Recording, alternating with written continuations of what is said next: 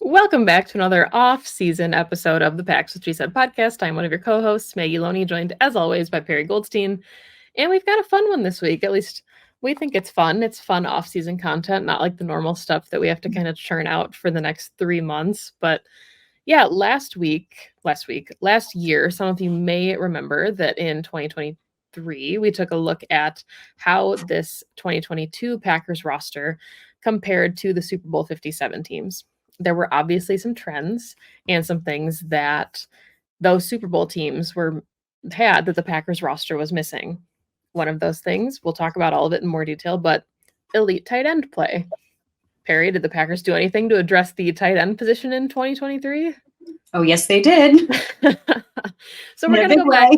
Yeah, so we're going to go back and look at some of the conversations that we had about the Super Bowl 57 Super Bowl teams, how the Packers compared then, and how the roster compares now, and maybe what they're missing from the Super Bowl 58 team. So first off, Perry, do you have a rooting interest in the Super Bowl, or is it just an excuse to eat snacks and watch Usher?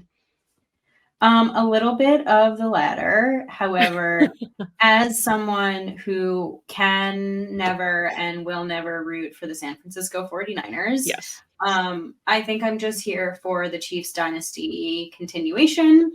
NFC team won't root for an NFC team, so here for the AFC winner. But this was not the matchup I think most of America was looking forward to. I think we all look forward to some new teams making it to the big dance. And this is a matchup that we saw literally 4 years ago. So we'll see. I think just some good football. We can just root for some good football. Yeah, and I mean, the last time these two teams played also was a leap year, which is just weird. There's a lot of comparisons to this year, but felt like the Niners kind of owned that game, and then the Chiefs came back in the end. So really curious to see now what this second matchup looks like when the Chiefs have kind of struggled a little bit throughout the regular season and looked like a completely different beast in the postseason. And the Niners had looked like the team to beat from the very beginning of the season. So let's go back then and look, because obviously Super Bowl 57 featured the Chiefs and the Eagles. And the four big takeaways we had from those two teams was what we mentioned already: elite tight end play, defensive line and edge performance, the quality of the offensive line, and then the last bullet point from 2022 was red zone efficiency. Mm-hmm. So let's start then with the tight ends and talk about what went right for the Packers. Obviously, the players that we were looking at were Travis Kelce and Dallas Goedert last year. And at the time we were recording, Robert Tonyan, Mercedes Lewis, Josiah DeGuara, and Tyler Davis were the tight end room. They had 76 receptions total for 676 yards and 4 touchdowns between all four of them. Yep. So I think it was very obvious coming out of the 2022 season, watching the Super Bowl, that, and it's still obvious, right? Like how much an elite tight end changes the game. Travis Kelce is still going to be heavily featured in this Super Bowl. George Kittle is heavily featured in the 49ers offense, whether it be in the run game, blocking, or as a pass catcher. And I think like his blocking ability is the reason why he is such an amazing pass catcher. And it's really funny, actually, this matchup, I think, features like the two different elite styles of tight end play, because Travis Kelce and George Kittle are so different. And I find like the Packers went out, as we've noted already, and they drafted 2 tight ends very high. They took Luke Musgrave and Tucker Kraft in the 2nd and 3rd rounds, both, I think, top 50 picks if not Tucker was like top 80, and they were heavily utilized this season, not just because they had to be but because Matt LaFleur, as we know, loves his 2 tight end sets, and because like we always knew that this was going to be, you know, a position of need and a position that the Shanahan style offense features. And I think when you look at the 2 different tight ends that the Packers drafted, they actually kind of fit into the Kelce Kittle mold in really unique ways, right? Musgrave is much more of the Kelce style, where he's really just a big, fast tight end / wide receiver. His blocking got better over the course of the season, but he's not really going to be like getting dirty in the run game. Like you want him out catching passes as like that mismatch tight end, which is really what Travis Kelce is. Whereas Tucker is more of that George Kittle style. Like he becomes a pass catching threat. And we saw it happen increasingly over the course of the season because you have to respect him as a blocker. So again, I think the Super Bowl is really interesting because it features like the gold standard of the two styles, and the Packers drafted an example of each of the two. Now, I'm not saying that either of the Packers tight ends are going to reach those levels. I mean, Kelce and Kittle are doing it at the highest level. Literally the highest, yeah. But they now have two that fit each of those molds.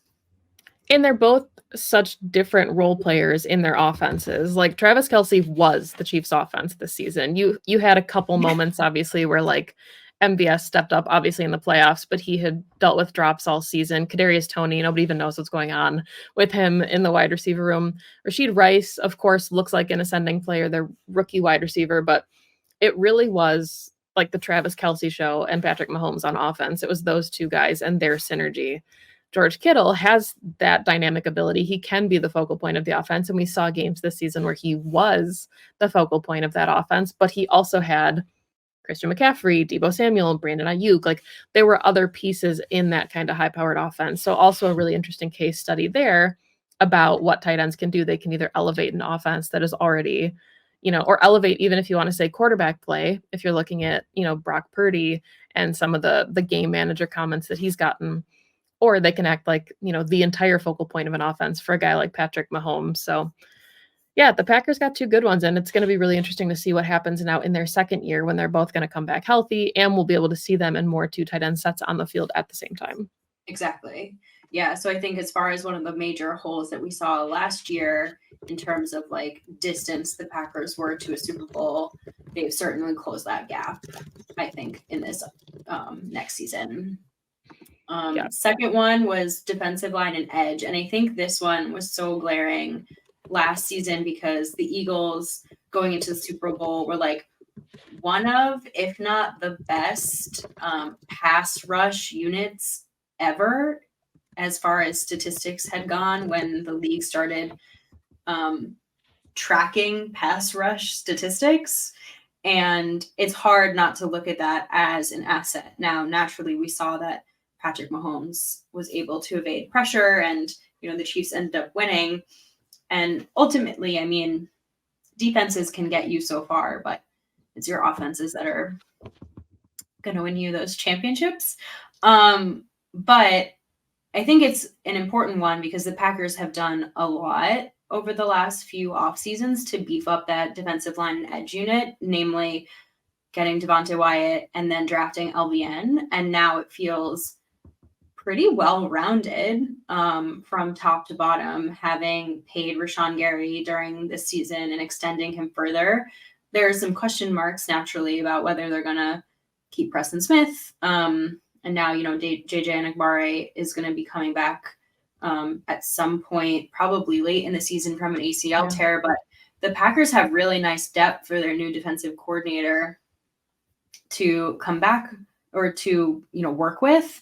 But I don't know if like statistically they performed, you tell me, you always have the stats, but I don't know if statistically they performed like quite where we would have expected them to given the talent.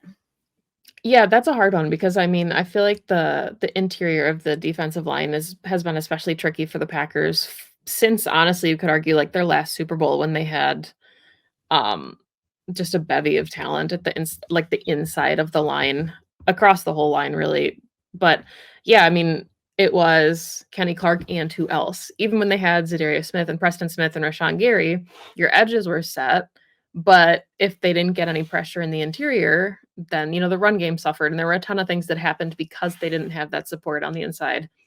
And they looked, in free agency like Jaron Reed. And there were guys that came in, but nothing really clicked. So the fact that, like you said, Devontae Wyatt looks like he's performing well. TJ Slayton has obviously, carved out a role for himself. Carl Brooks has been fantastic as a day 3 find for the Packers. Colby Wooden, you would think, is going to come on strong in his second season. So a lot to like now and a lot more depth than just it is Kenny Clark and maybe Mhm. Dean Lowry and, Mhm. maybe a Tyler Lancaster. Like there's a lot more names now in the room, which is impactful. And it's obviously something that both the Chiefs and the Niners have invested in.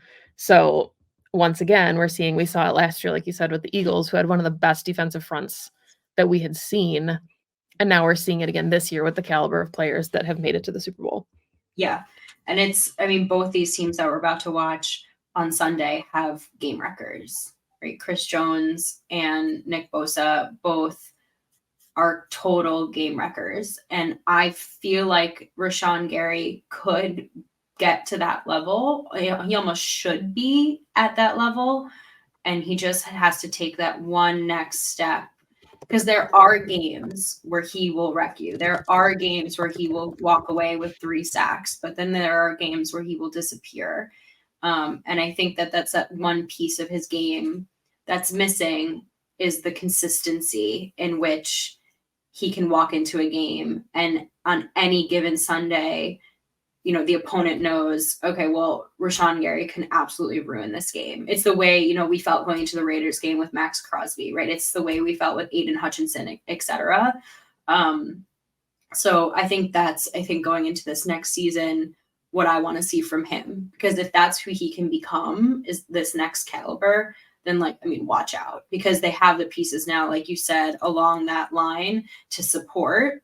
And he should be able to be getting home, I think, a lot more because of them. So next, obviously we were talking about the defensive line, thinking about the offensive line on the other side of the ball. Who do you think of, right, from Super Bowl 57, Jason Kelce? Obviously, the entire Eagles line is one of the best in the business, not just at singing, but also playing football. And the Chiefs had one of the better O-lines this year. Some penalties, some question marks, maybe with some early snaps and some early jumps, especially by their tackles, but still really elite offensive line play. So Packers, as we know, obviously struggled a little bit in the beginning of the season, especially with the uncertainty of David Bakhtiari trying to come back, being unable to do so, eventually being shut down. But all in all, what were your thoughts kind of on how the line improved throughout the season? Yeah, it's the line this year was so interesting because we went into from the off season into the season being like, okay, the line is such a strength, right? You finally have David back and Elton's healthy and you have such a good feeling about Zach Tom at the right tackle spot. And, interior may be a question, but with those anchors, it's hard to feel like you're about to go wrong. And especially with a, new starting quarterback behind that line, you feel really solid. And then you get 1 week with David Bakhtiari. And it kind of all, I don't want to say goes to shit, but it got really shaky for a number of weeks. And I think the Packers have been very lucky to have very, very solid offensive line play for a number of years. That has always been their strength. And so to watch some up and downs was difficult, especially for Jordan to navigate back in that pocket. And I think it was a huge piece of why the offense struggled so early in the season. It was a huge piece of why the run game struggled early in the season. I think also not having Aaron Jones and his vision and ability to navigate maybe a muddier pocket. So it was tougher, but I also think maybe they came out of it better than expected because those snaps were invaluable for a Rasheed Walker. And you could see, the growth from start to finish. And I think now that the season has ended, you probably want some competition, but I think I feel comfortable going into 2024 if Dave, with who knows what's going to happen with David, but I feel comfortable with Rasheed protecting Jordan's blind side in 2024. So I think the interior still needs some work. I think there's still question marks there and competition there, but I trust in the Packers' ability to draft and scout offensive line talent.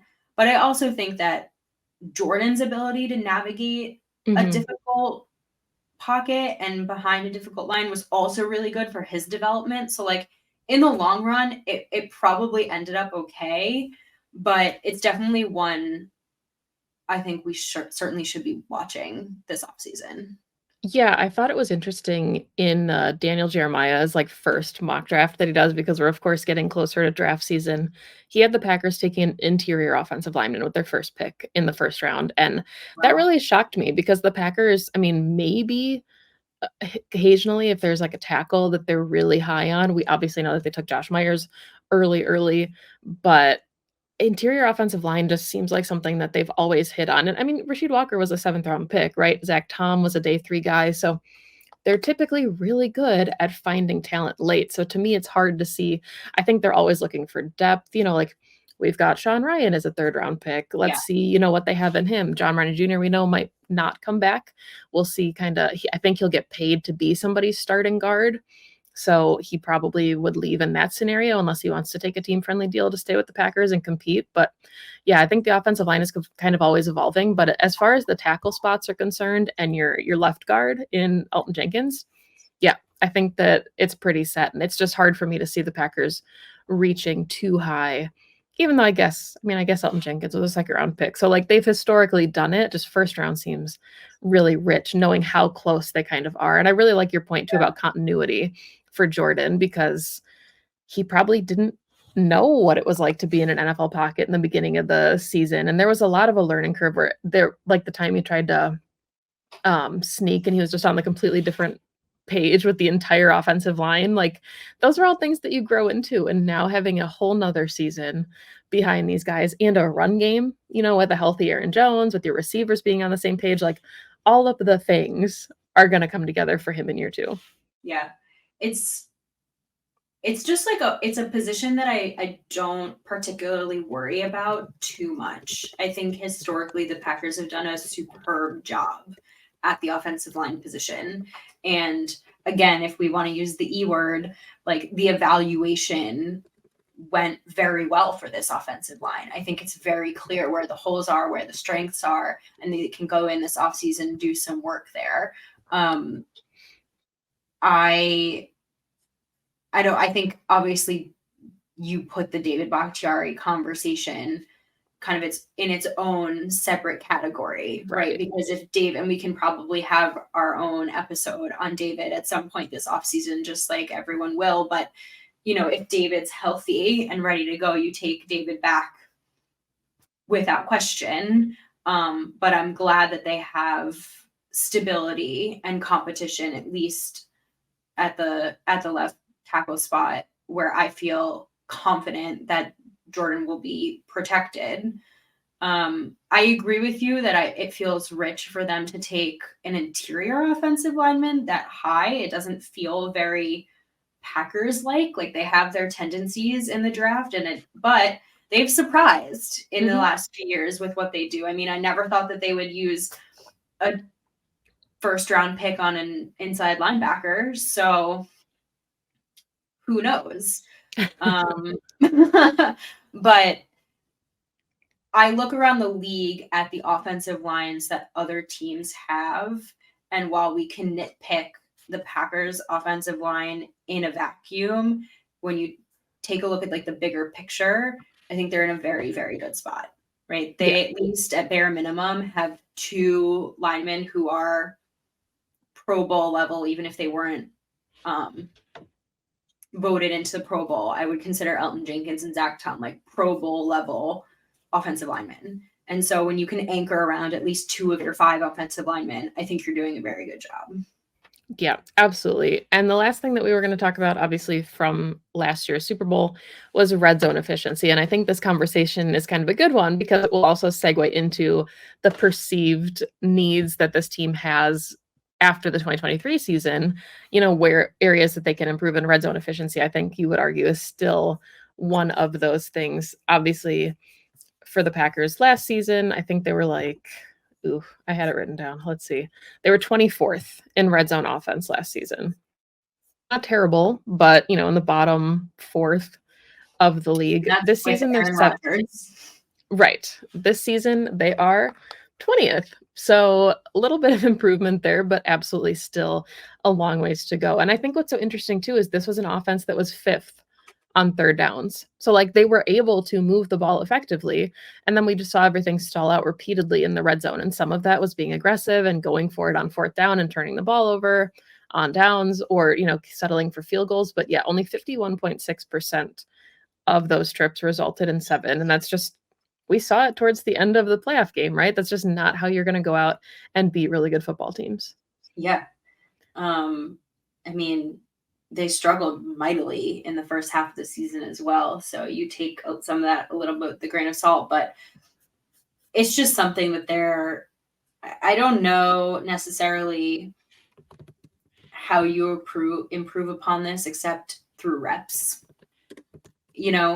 Practicing it in practice, getting the reps right, Matt calling plays that work well down there. I think it's just practice together, and we saw it steadily improve, except in the 49ers game, but it has to be something they get better at. I mean, when they were they were number 1 in the red zone in 2020, the year they called it the gold zone. And you saw it. It was automatic. Yeah. They were unstoppable. And I'm not saying that that's where they need to get back to, although that would be nice. You have to get somewhere close to that because the juggernauts, like the 49ers, who are number 1. If they are number 1, yep. Yeah.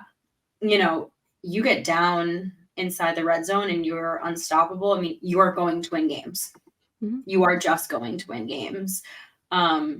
So it's something that they're going to have. I mean, I think also Matt LaFleur and Jordan both mentioned red zone efficiency in their postseason press conferences. It's something they're going to work on this offseason. So it's clearly a known priority. Yeah, absolutely. And it should be. You mentioned it already with the 49ers, but it was automatic. And that's why the Chiefs are such a fascinating case study here when we compare the regular season to the postseason, because in the regular season, they were 17th. So it's not like they were world beaters and putting up a ton of points either. I think they were, what was it? Yeah, 15th in points for just in the entirety of the season, right in the middle of the league, only averaging like 21.8 points a game. So they're kind of outliers, I would say, as far as what they're able to do and making it to the playoffs when they did, making it to the Super Bowl. But yeah, the moral of the story, definitely that the Packers need to improve in the red zone, and they're very conscientious, aware of that, and will be working towards that. So that was one of the big ones we had, obviously, for what the difference would be for this 2023 roster. Then we had a couple, I think, primarily on the defensive side of the ball. So let's talk about those here. We had jotted down inside linebacker and the play of the safeties and nickel, which is, we talked about it, really its own NFL position at this point. It should be a position that is drafted as a nickel corner. Like, I think, it used to just be like, oh, you just throw one of your 3 corners in the slot. No, like it's its own thing now. And the Packers are looking to get better in that role. Yeah. Well, I think these positions have now become even more important now that we know who is calling plays on that side of the ball. And so according to our new DC, he's probably going to play a lot of cover 1. So whether he plays like a traditional cover 1 or not, like, remains to be seen. But either way, we're going to need a true free safety, and the Packers just do not have that. And also, you look at any of the top teams in the league, the top defenses, and there are safeties around the league that are absolutely wrecking games. You look at the Ravens defense, and I know that they, didn't make it to the Super Bowl, but Kyle Hamilton was all over the place. Everywhere. Yeah. Everywhere. Brian Branch, everywhere. This position is so important. And we talked about it in our last episode, if you didn't listen, with Dusty Evely, but the evolution of certain positions. It's same with the nickel, right? You just said it. The nickel used to be, well, you just had a third corner out there, right? It couldn't be any third corner. That's not the case anymore. You need to have a very specific skill set. You need to have a very specific body type. You are now either a boundary corner or you're a nickel corner. Like, they are two very different positions. You need to be able to do different things. I think same with the safety position. And we had a long discussion as well about Darnell Savage and whether he's going to fit in this new defense and this new role. And like, I think it's still TBD. Yeah. Because it's a matter of what this defensive coordinator is going to call and if that fits Darnell's skill set, because Darnell has a very specific skill set. And to your point, like, he played a ton of nickel in college. And so it's like, do they want to fit him once again into another box and try to mold him again into another position? Because they've done that a number of times with Darnell. I don't know. But either way, you cannot walk into this 2024 season with Rudy Ford and Jonathan Owens and a prayer. Like, they're going to have to spend capital on a safety. And I'm talking like a hard hitting, free roaming, high football IQ safety. Because if you're playing cover one and you're the last line of defense and you're the only guy out there, you got to know what you're doing. And I mean, you highlighted it when we talked about the Packers versus Chiefs preview in the regular season. Trent McDuffie is one of the best nickels in the entire NFL, and you can see that in his ability to they're having to shade the same way that inside linebackers do.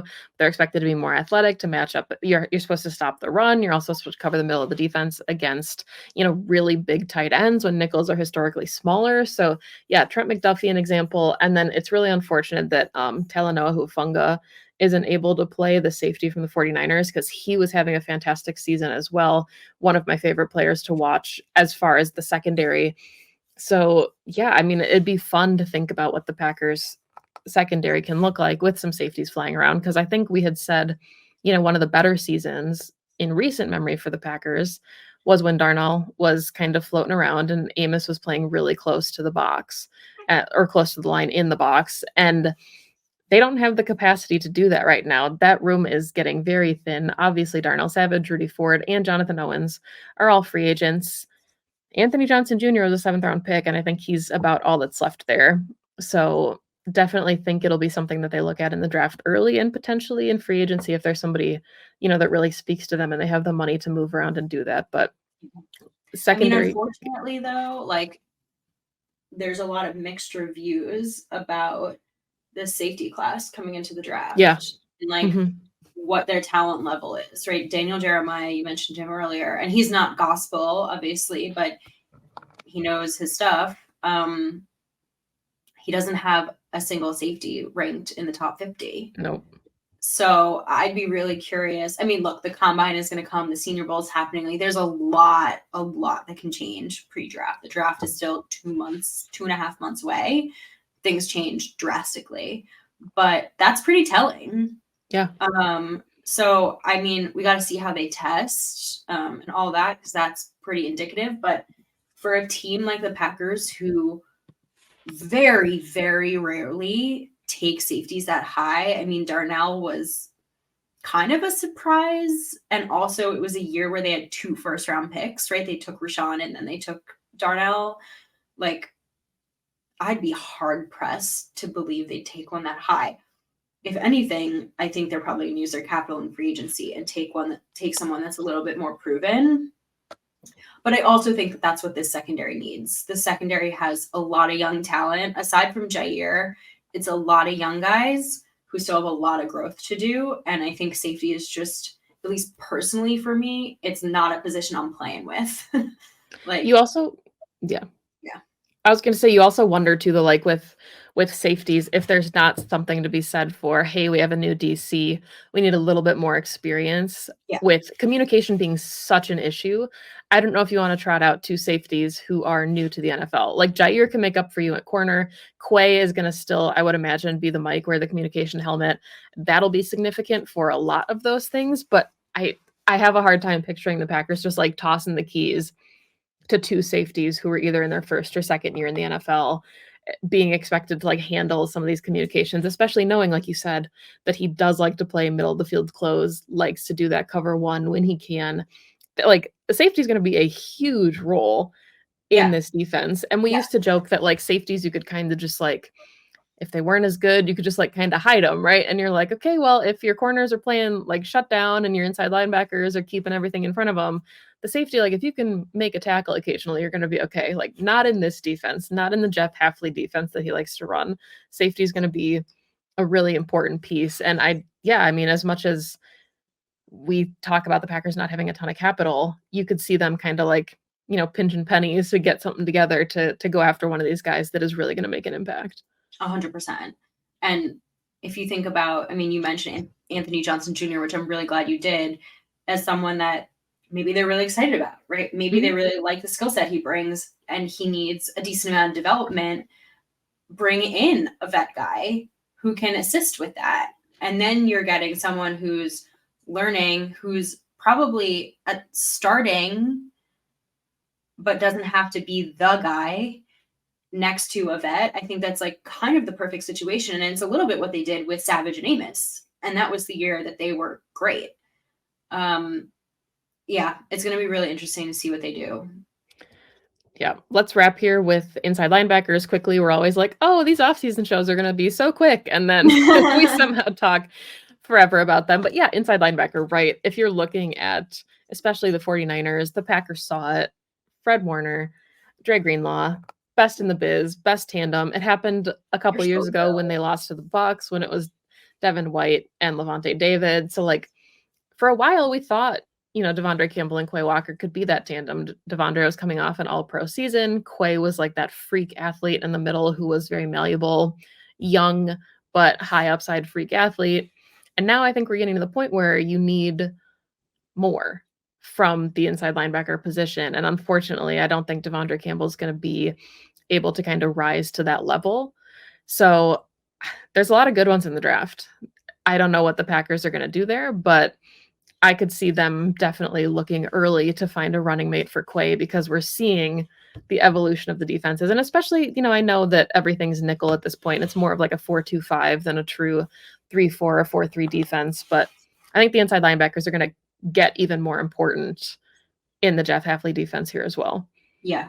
And they have such a good foundation, right? I think Quay is like such a perfect foundation to start off from because you said it. He came in as just this like athletic freak with this like crazy sideline to sideline speed and the ability to like close in. You can blitz him. You can do a lot with him. But there were some things that he obviously needed to clean up. There were things that he needed to learn. And I thought in year 2, he really made an amazing jump. He started wearing the dot, right? He started calling the defense, which is a huge jump because Dre used to do it. Understanding that communication is again going to be even more important when Hafley comes in.